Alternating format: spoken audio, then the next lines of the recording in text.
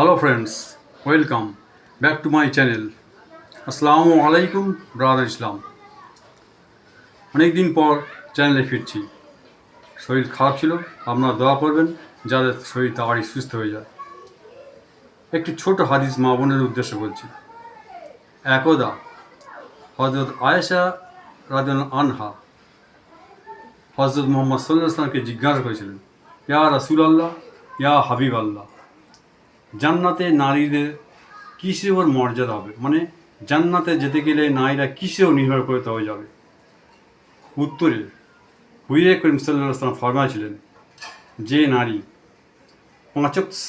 পাঁচক্ত নামাজ আদায় করবে, রমজান মাসে 30টা সিয়াম পালন করবেন, অর্থাৎ 30টা রোজা রাখবে এবং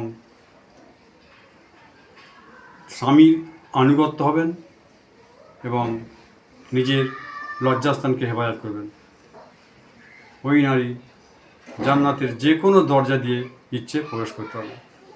হুজুর করিম সাল্লাল্লাহু আলাইহি ওয়াসাল্লাম আরও ফরমাইছেন, যে ব্যক্তি আমার একটি হাদিস শুনে অন্যের কাছে পৌঁছে দেবে, কিয়ামতের দিন আমার সঙ্গে তার সাফাল্লাহ হবে।